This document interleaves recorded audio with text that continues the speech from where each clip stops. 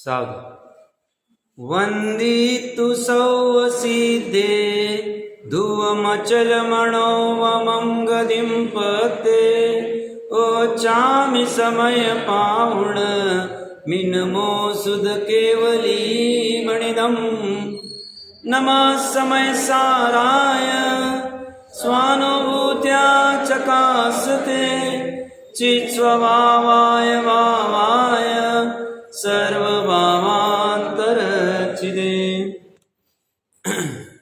श्री समयसार जी ग्रंथादिराज के निर्जराधिकार में 162 नंबर का अंतिमवा कलश अमृत चंद्र आचार्य देव भाव विभोर हो गए, क्योंकि कर्मों की निर्जरा होने के बाद में किसी भाव विभोर पना नहीं आएगा, क्योंकि कर्म बंधन ही दुख का कारण है, संसार का कारण है, और कर्म की निर्जरा होना ही सुख तरफ बढ़ने का, संसार से छूटने का और मोक्ष अवस्था को प्रकट करने का एक देश कारण है। इसलिए वह भाव विभोर होकर नृत्य कर रहे हैं, नाच रहे। कौन? अमृत चंद्र देव नहीं, सभी सम्यक दृष्टि ऐसे ही नाचते हैं अपनी परिणति में। बाहर वाले नाच की बात नहीं चल रही है यहाँ पे। कल अपनी चर्चा चल रही थी कि मिथ्यात्व और अनंतानुबंधी का उदय ही मुख्यतः से कर्म बंधन का कारण है, और उसके अभाव में बाकी के कर्म बनते हैं, पर वह अल्प स्थिति अल्प अनुभव बंध वाले घाती कर्म बनते हैं, और अघाती कर्म बंधते तो है, पुण्य वाले ज्यादा बनते हैं, बट अघाती कर्म से स्वभाव का घात नहीं होता है। स्वभाव का घात जिससे होता है उसकी स्थिति और अनुवाग बंध घट गया है, और 41 प्रकृतियां मुख्यतः से मिथ्यात्व अनंतानुबंधी वाले, और वो तो बनती ही नहीं है। इस अपेक्षा से उसे कर्म बंधन नहीं होता है, निर्जराई होती है, ये कथन आता है। ये जयचंद जी साहब समझा रहे। एक नीचे अच्छा उदाहरण दिया उन्होंने। कोई व्यक्ति कुटिया में रहता था, झोपड़ी में रहता था, और उसे धन धान्य से भरपूर ऐसे महल की प्राप्ति हो गई। अब वो महल कल्पना कर रहे, हमें सिद्धांत पे घटित करना है, उस महल में कूड़ा कचरा आदि पड़ा हुआ है, क्योंकि बहुत दिनों से उसे किसी ने यूज नहीं किया। तो कूड़ा कचरा साफ करने में जैसे जी साहब यह लिख रहे स्पेसिफिकली शक्ति प्रमाण कुछ काल लगेगा, बट वो बहुत ज्यादा काल नहीं होगा। शक्ति प्रमाण ये महत्वपूर्ण वर्ड है। थोड़े काल में वो कूड़ा कचरा भी साफ हो जाएगा, और फिर वह अपने पूरे महल को, वैभव को भोगेगा।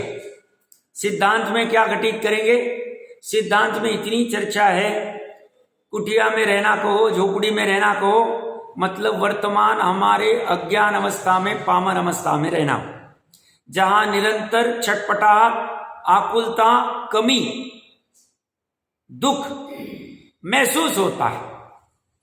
हम न कहने से दुख नहीं, ऐसा नहीं, क्योंकि दुख ये भोगा जा रहा है, आकुलता भोगी जा रही है। कोई व्यक्ति कितना भी हंस के कहे अपना तो मस्त चल रहा है, बहुत पैसा है, अच्छा है, सब अच्छा चल रहा है, परिवार अच्छा, सब अच्छा है, ऐसे कहने मात्र से वो सुखी नहीं होगा, क्योंकि जब बोल रहा है तब भी वो अंदर में आकुलता का अनुभव कर रहा है कि अरे आज पानी नहीं आया, आज घर पे लाइट नहीं थी, आज एसी नहीं चल रहा है, फैन नहीं चल रहा है। तो उसकी उस आकुलता का जो भोगना है, वो कह रहे वो दुख है। उसके बोलने से उसका वो दुख छूटने वाला नहीं है, क्योंकि वो भोगना उपादान में हो रहा है और बोलना पुद्गल में चल रहा है। शब्द वर्गना पुद्गल, और ऐसा भ्रम खड़ा हो जाता है उसको, जीव को।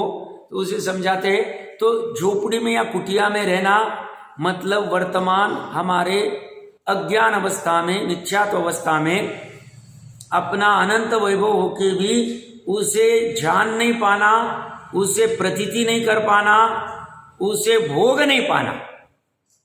लीनता करेंगे तो भोग भी लेंगे, उसे भोग नहीं पाना। उसका भोगना मतलब क्या? जैसे उसमें लीनता होती है, अतीन्द्रिय अतीन्द्रिय अतीन्द्रिय सुख आना, अनाकुलता अनाकुलता अनाकुलता आना, यही उसका भोग। आकुलता का भोग जीव को स्वभाव से अच्छा नहीं लगता है। टोडरमल जी साहब कहते हैं दुख इसे अच्छा नहीं लगता। कोई भी जीव, चींटी से चींटी वाला जीव हो, निगोद से निगोद वाला हो, नारकी से नारकी हो, कोई भी जीव झटपटाहट कर रहा है कैसे इस परिणति से मैं बाहर निकलूं। बीच में थोड़ा पड़ाव मिलता है अज्ञान अवस्था में मनुष्य देवगति का, उसको लगता है यही सुख है। बट जैसे ही पता चलता है 6 महीने पहले ही, अरे ये तो कुछ गड़बड़ हो गई, ये तो थोड़ी ही काल का था सुखाभास, अब कहीं अलग वापस जाना एक इंद्रिय आदि अवस्था में देव आदि को, तो वहां बहुत आकुलता खड़ी होती है। तो उसको तो सुख कहाँ ही नहीं जाए। सुख किसे कहा जाएगा? जो परमानेंट हो, जो अपना हो, जो कोई छीन नहीं सकता हो, जो पर्याय वाला नहीं हो। कोई कहेगा साहब सुख की पर्याय जो अतीन्द्रिय अनंत सुख की पर्याय प्रकट हो रही सिद्धों को अनंतों को, वो भी तो पर्याय है ना, पर्याय। बट वो सुख की पर्याय अपने आप को नाशवान रूप वेदन नहीं करती। वो सुख की पर्याय की क्वालिटी अलग है। उनके सुख की पर्याय की क्वालिटी ऐसी है, वो भी है एक समय की, बट पूर्ण रूप वाली है, अनाकुल वाली है, अनंत वाली है।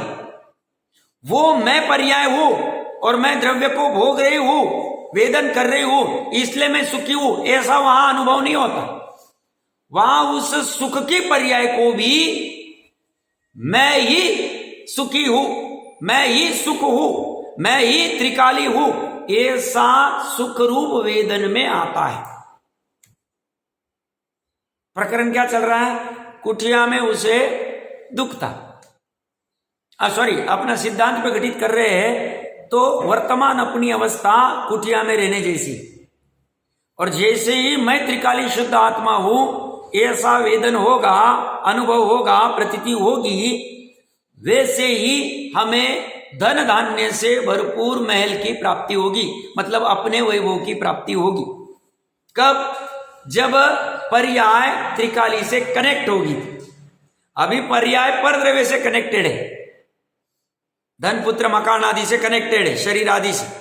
वो जैसे वहां से टूट के सही जगह पे आएगी तो उसे उस धन धान्य से भरपूर महल की प्राप्ति होगी। अब उस महल में कूड़ा कचरा भरा है। कूड़ा कचरा मतलब त्रिकाली के महल में कूड़ा कचरा नहीं,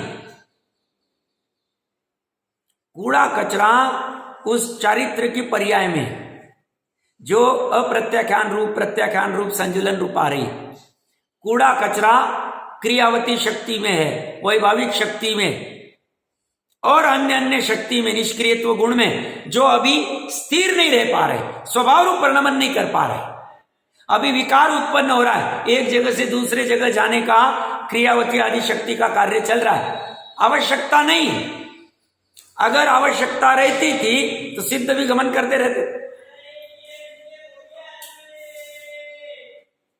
निष्क्रियत्व गुण का मन वचन काय के निमित्त से जो भी आत्म प्रदेशों का कंपायमान पना हो रहा है, आवश्यकता नहीं। मन वचन काय के निमित्त वाला सिद्धों को नहीं। ऐसे कूड़ा कचरा भरा है, बट वो कह रहा है वो ज्यादा टाइम नहीं लगेगा, सामर्थ्य होगी तो अंतर्मुहूर्त में साफ हो जाए। मतलब सम्यक दर्शन होते ही 1-2 अंतर्मुहूर्त ले लेते, सम्यक दर्शन होते ही मुनिपना अंगीकार कर लिया। मुनिपना पहले लिया मिथ्यात्व अवस्था में, मुनिपना लेते ही सम्यक दर्शन हो गया, औपशमिक वाला प्रथमोपशम। वो होते ही शैक्षम में आ गया अंतर्मुहूर्त बाद। शैक्षमिक सम्यक दर्शन से शैक सम्यक दर्शन प्रकट कर लिया, शैक सम्यक दर्शन प्रकट करके श्रेणी चल साफ हो गया। जितना थोड़ा बहुत मैल बचा था अनंतानुबंधी और मिथ्यात्व तो उड़ा ही दिया, निकाल दिया।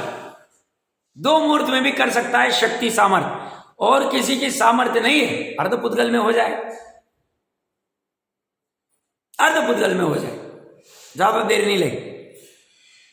क्रक्स इतना ही है, हमें अगर सच्चा धर्म प्रकट करना है, पूर्व में अगर हो गया तो अच्छा है, नहीं हुआ तो अब अपने को गारंटी तो नहीं, किसी को पूछ नहीं सकते, केवली है नहीं, तो प्रथोपशम सम्यक तो एक बार कर लेना चाहिए, भावना वही भानी चाहिए।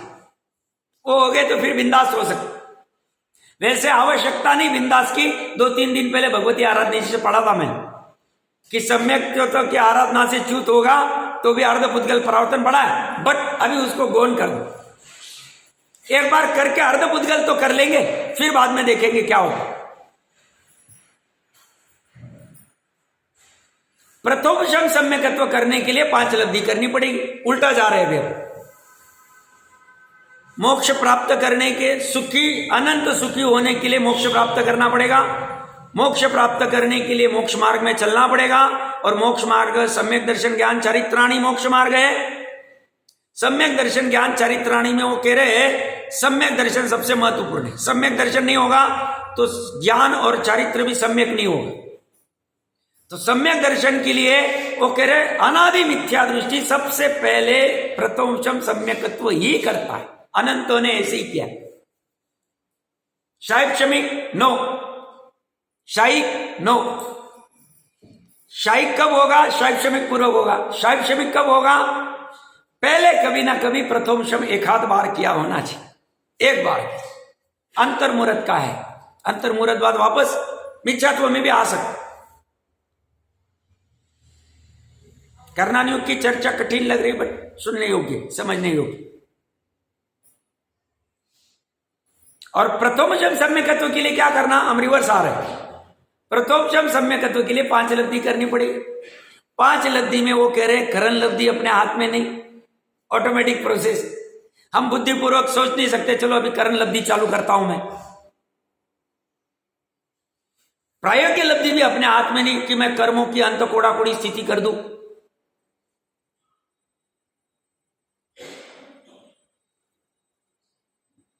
देशना लब्धि, विशुद्धि लब्धि, शैक्षम लब्धि अपने हाथ। देशना लब्धि मतलब जो शास्त्र में लिखे जिनवानी में, जहां जाओ, एक ही जिनवानी की बात नहीं कर रहा हूं, जहां जाओ प्रयोजनभूत चीज का उसको धारण करना ज्ञान की पर्याय। ज्ञान की पर्याय में ये ऐसा ही है। इस अपेक्षा से अपेक्षा पूर्वक पकड़ में आना। निश्चय वाला का तो निश्चय अपेक्षा से, व्यवहार वाला होगा तो व्यवहार अपेक्षा।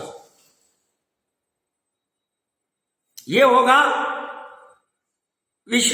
देशना लब्धि।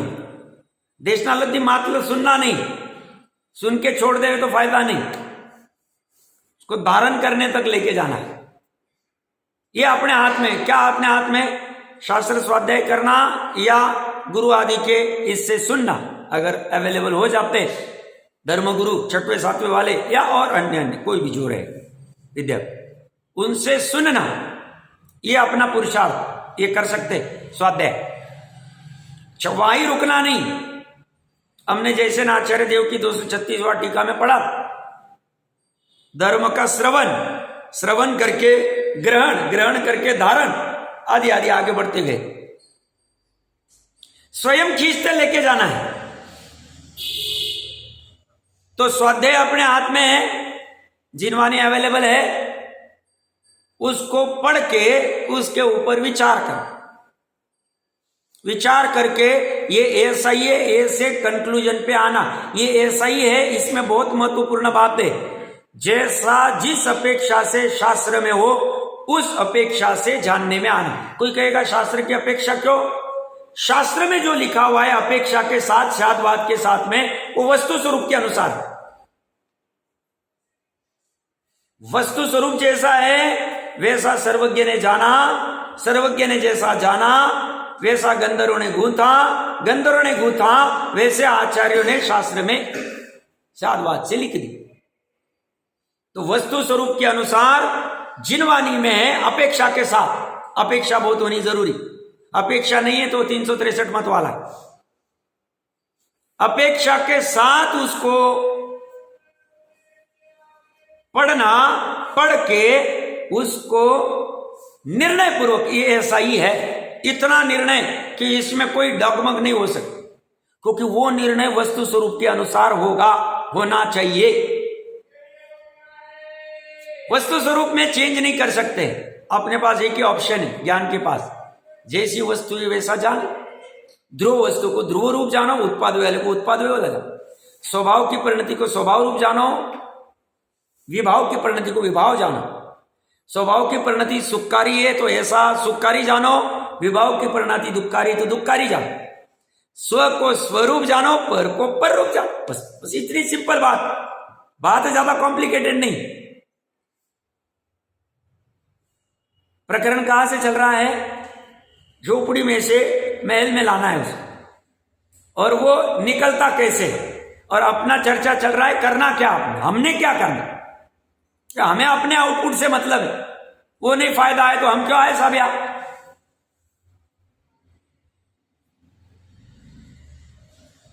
तो अपने हाथ में स्वाध्याय, तत्वचिंतन, शंका समाधान भी आ जाए। करते करते एक हाथ पॉइंट पे नहीं जम रहा है, पकड़ में नहीं आ रहा है, क्या कहना चाह रहे हैं, मुझे ऐसा लग रहा है बट यहां ऐसा क्यों लिखा। साधन में आने के साथ चर्चा करें, वो क्या कहते हैं उसको एकांत में जाके पढ़े, चिंतन करें, फिर कंफर्म हुआ तो ठीक, नहीं हुआ तो वापस चर्चा, वापस कितनी बार करेगा? जब तक ये ऐसा ही है वस्तु के स्वरूप के अनुसार ज्ञान में पकड़ में नहीं आता तब तक। देशना लब्धि की बात की, विशुद्धि लब्धि में क्या करेंगे? परिणामों की विशुद्धि। अंदर परिणामों की विशुद्धि हो गई, बाहर की क्रिया में भी विशुद्धि आ जाए। बाहर में फिर रात्रि भोजन आदि आदि सब फिर जैसी भूमिका अनुसार होगा। न्याय नीति भक्ष ये हाथ में, क्यों नहीं साहब हमारे हाथ में क्या, कर्म उदय में इसलिए हम कर नहीं पा रहे, पांचवा आ रहा है इसलिए कर नहीं पा रहे। तुमको किसने रोका? पांचवे आ रहे में सपोज एक आध कोई कर पा रहा है, हम भी कर सकते, क्यों उसको पांचवा आ रहा नहीं? सब कर्म उदय, उसको उदय नहीं साहब उसका तो पैसे है, सब सेट है, उसको कोई टेंशन नहीं। क्यों? तुम्हारे खाने पीने के लाले पड़े, तुमको कितना भागना। वहां वो ऑप्शन चलेगा नहीं, वो करते जाएंगे तो काम नहीं होगा। विशुद्धि लब्धि और शैवशम लब्धि तो ठीक है, वो तो नेचुरली कोई कहता है संगी पंचेंद्रिय पढ़ा आ गया तो मिल गया है। मेन तो विशुद्धि और देशना, ये दो पे बहुत बड़ा काम कर सकते। विशुद्धि बाहर में इसलिए ताकि हिंसक परिणाम, पाप के परिणाम, कषाय के परिणाम घट जाए। तो उससे क्या होगा? कषाय वर्तमान में घट गई, अभी सम्यक दर्शन नहीं, तो क्या होगा उससे? वो परिणाम घटते ही आश्रव घट गए। तो क्या हो गया? आश्रव घट गए तो अपने आप प्रायज्ञ लब्धि इजी हो गई। प्रायज्ञ लब्धि में होता क्या? कर्मों की स्थिति घट जाती, अंत कोड़ाकोड़ी हो जाती। तो ये नए बंदे ही वैसे कर रहा है, और इसे भी लगता है कि जब मैं पर को कुछ कर नहीं सकता हूं, पर मेरा कुछ कर नहीं सकता है, त्रिकाली से मेरा सब काम हो सकता है, अनंत वैभव, फिर मैं पर को क्यों परेशान करूं? ठीक है, थोड़ा काल संसार में रहना है, अस्थिरतावश खान पान आदि सब करना पड़ेगा, और उसमें मैं कैसे कितना आवश्यक उतना ही करूंगा। अनाप शनाप क्यों करूंगा? 7 पीढ़ी 10 पीढ़ी का मैं क्यों ठेका लूं? काका के, मामा के, दादा के, नाना के मैं क्यों ठेका लूं? मैं अपना और जो 2-4 है उतनों का ले लिया, बहुत हो गया। तो क्या हो गया? उसका उपयोग फ्री हो गया, और उससे अपने अनादि की महिमा अभी चालू हो गई। ऐसा नहीं कि सम्यक दर्शन के बाद आ गई। जैसे अपने को कोई ग्राम में जाना है, वहां पहुंचने के पहले ही वो नजदीक आ रहा है, तभी अपने को मजा आए, अपने को काम हो जाए, बस अभी पहुंच गया रास्ते, कुछ महत्वपूर्ण काम करने के लिए जा। ये भी ऐसे ही महल में महत्वपूर्ण कार्य, महत्वपूर्ण नहीं एकमात्र महत्वपूर्ण कार्य,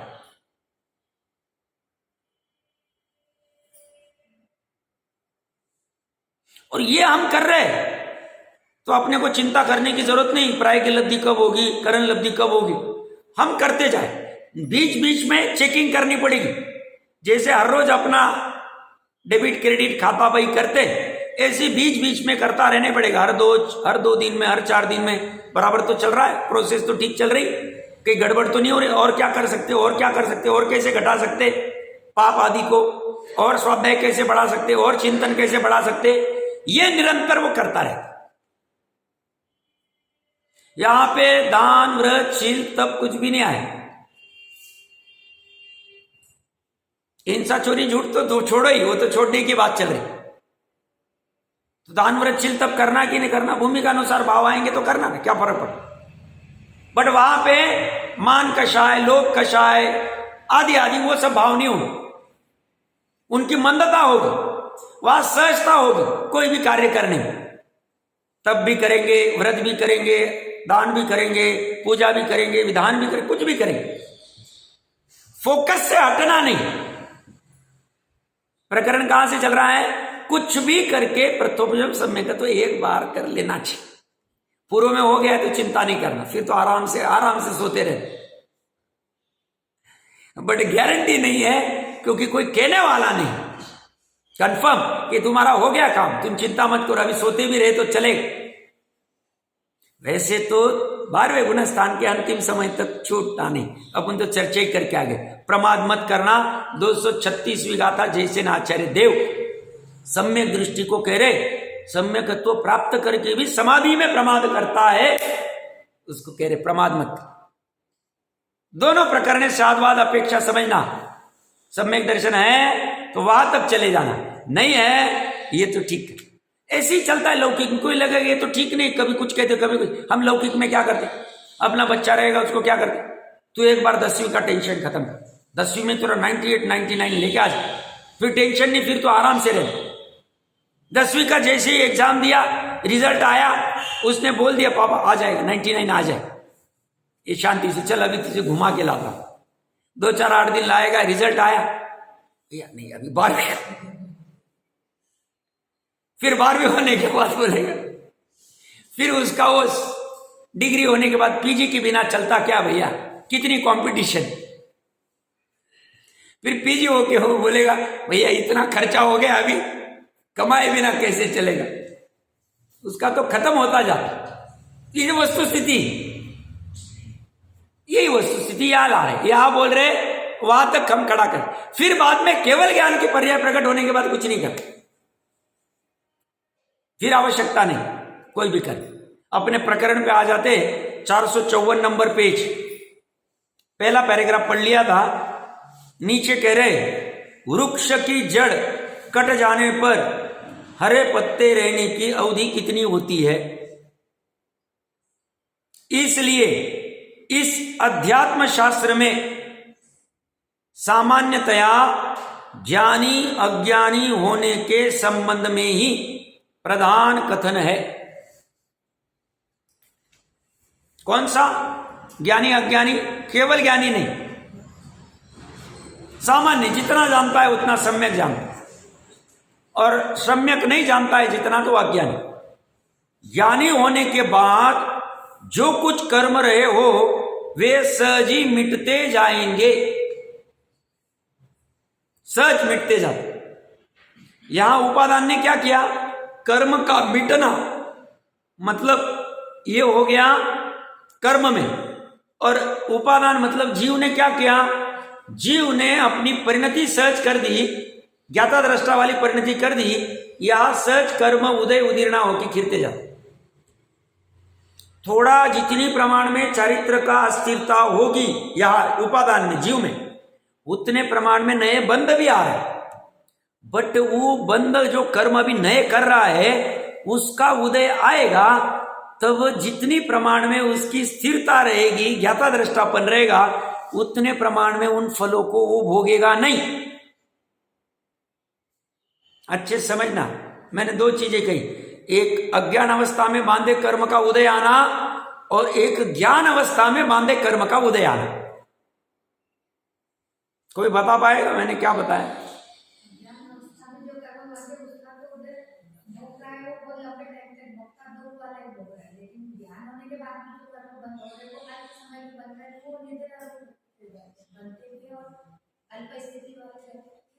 मैं इसको सरल में कहता हूं, प्रयास अच्छा किया है, देखिए क्या कह रहा हूं मैं।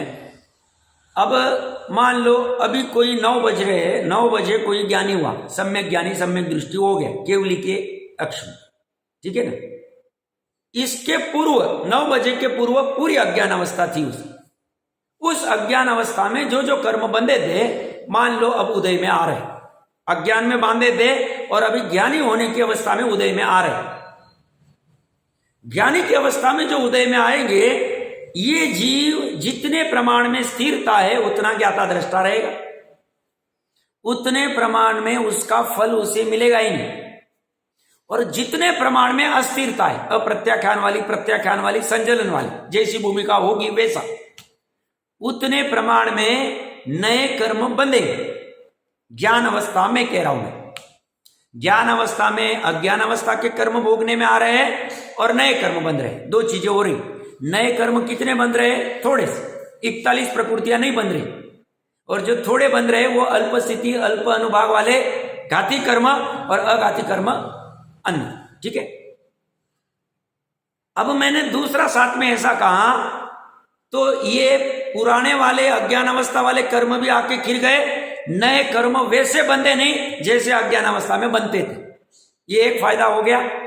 दूसरा फायदा, जो उसने अभी नए कर्म बांधे ज्ञान अवस्था में, वो मान लो 1 साल बाद उदय में आए, आपादा काल के बाद में उदय में आए, उस समय में वो ज्ञानी बना रहा है 1 साल बाद भी, तो क्या होगा? उन कर्मों की भी उदय उदीर्णा हो जाएगी। ये जितने प्रमाण में ज्ञाता दृष्टा रहा, नए कर्म बंधेंगे नहीं। और अभी उदय में आते वक्त जितनी कमजोरी है, जितनी अस्थिरता है, उतने नए बंधेंगे, बट उसको गौण कर दिया अनंत संसार का कारण नहीं। इसलिए नए कर्म बंधन भी बंधन नहीं है, ऐसा कहा जाता है ज्ञानी। समझ में आया?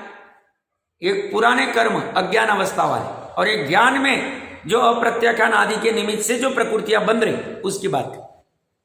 उसके उदय के समय में भी ज्ञाता दृष्टा रहा तो बंधन नहीं। बस इतनी सी बात है। तो ये कह रहे हैं,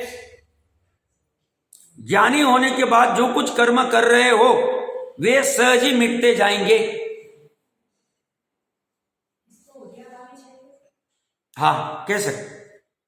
उदय में आया बट फल देने का अभाव है, उदय अभावी क्षय, बराबर चले, तो ये सहज ही मिटते जाएंगे। निम्नलिखित दृष्टांत के अनुसार ज्ञानी के संबंध में समझ लेना चाहिए। जैसे कोई पुरुष दरिद्रता के कारण एक झोपड़े में रहता था, भाग्योदय से उसे धन धान्य से परिपूर्ण बड़े महल की प्राप्ति हो गई। भाग्य उदय क्यों लिख रहे हैं? उदाहरण में, सिद्धांत में भी भाग्य उदय लें। जैसे स्वामी जी, हम जैसे लोगों के भाग्य का उदय हुआ और हमें ये सच्चा जिन शासन मिली। भाग्य मतलब पुण्य का उदय, पुण्य मतलब पूर्व का गांठ का बांधा हुआ और अभी उदय में आया। तो ये जो भी अपने को संपत्ति आदि लौकिक में मिलती, भाग्य उदय से ही मिलती। जितना भी मिलता है, एक नया पैसा अभी तो चलता नहीं है, बट उदाहरण समझना, एक नया पैसा भी बिना पुण्य के उदय के मिलता नहीं। पुण्य जितना है उतना ही मिलता है, एक पैसा कम नहीं, एक पैसा ज्यादा नहीं। मेहनत तुम भले कहो मैं इतनी मेहनत करूंगा तो इतना मिल जाएगा, इतनी करूंगा तो इतना, ये भ्रम है।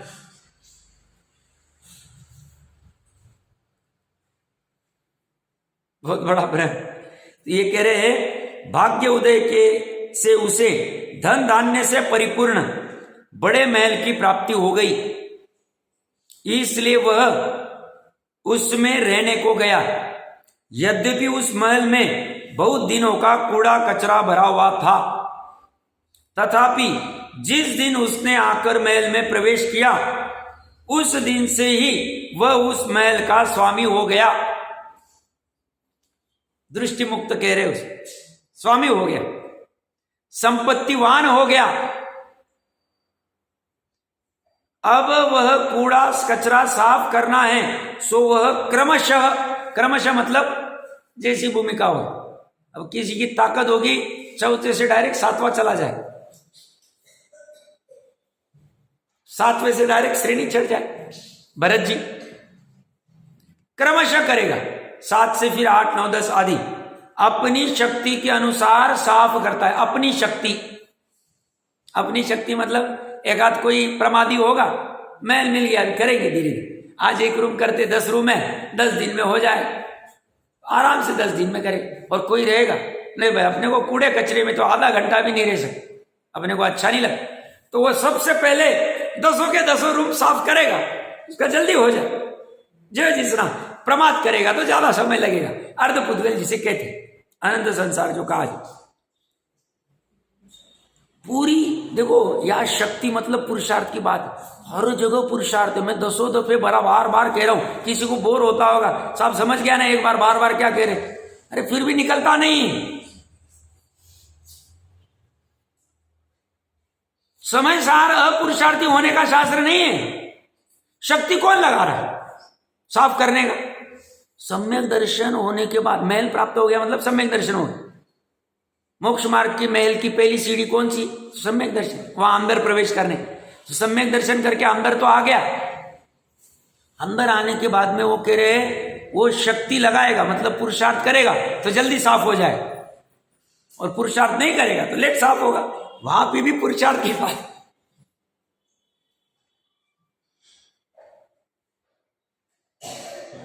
इसलिए ऐसा किसी को भ्रम होगा, मैंने कल परसों भी कहा था, चारों अनुयोग यहां आते हैं, चारों अनुयोग की स्थापना भी है और पुरुषार्थ की भी स्थापना है। यहां अन्यथा कुछ भी लेना नहीं, हाथ में जो है वो करना है, फिर बाकी जैसा होगा जैसा। इसीलिए मैंने 5 लब्धि में क्या कहा, विशुद्धि और देशना, 2 पे फोकस करना चाहिए। भाव विशुद्धि मतलब हिंसा आदि का घटना, और देशना मतलब भाव में पकड़ में आना, वस्तु स्वरूप। तो ये कह रहे हैं शक्ति के अनुसार साफ करता है। जब साफ हो जाएगा और महल उज्जवल हो जाएगा, तब यह परम आनंद को भोगेगा, उत्कृष्ट आनंद को। फिर आराम से सोफे पे बैठ के पैर के ऊपर पैर डाल घर के सदस्य को बोलेगा, लाओ भाई चांदी के बर्तन में शिकंजी लाओ, या जो भी उसको पीना। कल्पना कर रहे हैं हम भी तो ऐसी कल्पना कर, अपना एक घर हो जाए। अभी जिसके, मेरा तो ऐसा कभी काम नहीं पड़ा, बट जिसकी परिस्थिति नहीं थी, शुरू में एकदम निर्धनता थी, छोटा सा घर था, झोपड़ी थी, और अभी अच्छे से बहुत धनवान हो गए, वो इसको थोड़ा सा अच्छे से पकड़ पाएंगे उदाहरण, क्योंकि वो उससे गुजरे हुए। ये कह रहे हैं जब सारा साफ हो जाएगा और महल उज्जवल हो जाएगा, तब यह परमानंद को भोगेगा।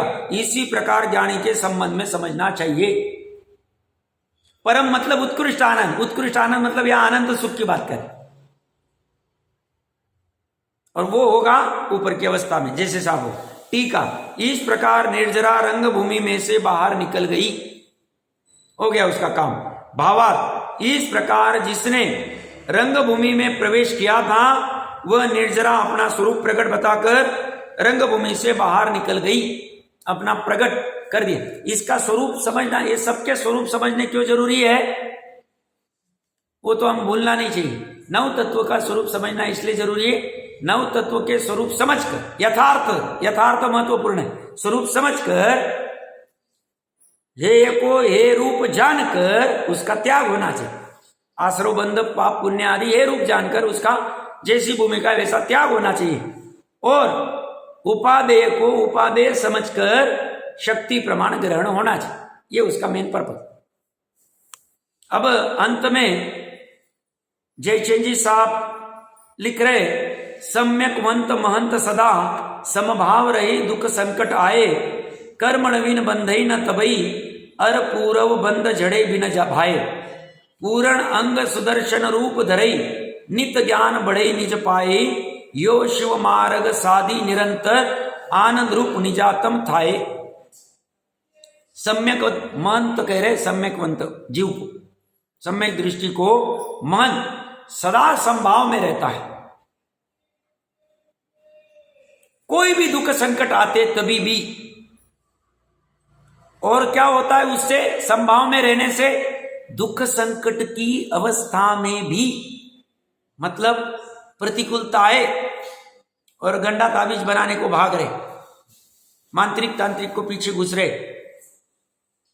ज्योतिष आदि के पीछे लाइन लगा के खड़े, इतना ऊंचा साचा धर्म मिल के भी अन्यमति या कुदेव को गुरु आदि को भजने को सिर रगड़ रहे, खेटे डाल रहे, हर महीने जा रहे साहब हम वहां, क्या करे साहब, आपको क्या लगता है हम तो इतने परेशान। ये करे दुख संकट आए तब भी समभाव में रहे, तभी अपना भाव न छोड़े, सम मतलब समान भाव, अपना ज्ञाता दृष्टा भाव उसको न छोड़े। और वो कब आएगा? निर्णय पूर्वक, दृढ़ निश्चय पूर्वक। और दृढ़ निश्चय करने के लिए यही है, ऐसा ही है, अन्यथा नहीं, अन्य प्रकार से नहीं, ऐसी श्रद्धान तत्वों में होनी चाहिए। ये क्या कह रहे, उससे क्या फायदा होगा? दुख संकट में भी संभाव में रहेगा तो कर्म नवीन बंधई न तबई, तब नए कर्मों का बंधन नहीं होगा। और पूर्व बंध झड़े बिन भाए, बिना इच्छा के पूर्व के कर्म झड़ जाए।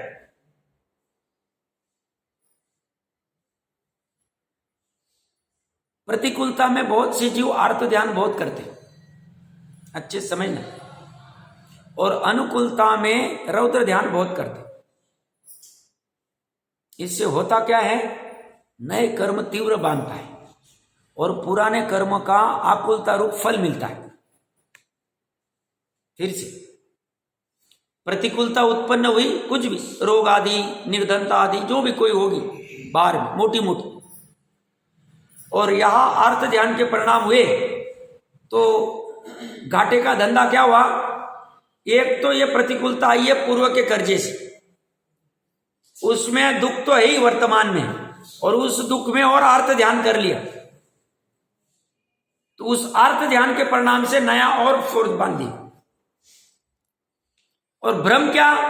ये प्रतिकूलता मेरे में उत्पन्न हुई।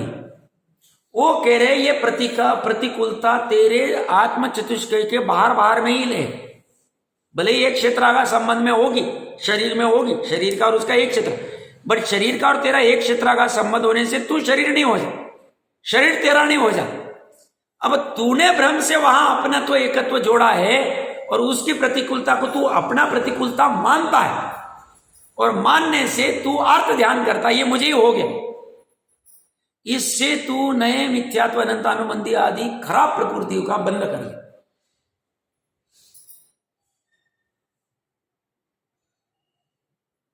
और उससे विपरीत मैं एकमात्र शुद्ध आत्मा हूं, निष्कर्म निर्मोही अचल आदि, ऐसा तू प्रतीति कर लेगा तो ये प्रतिकूलता ही भाषित नहीं हो।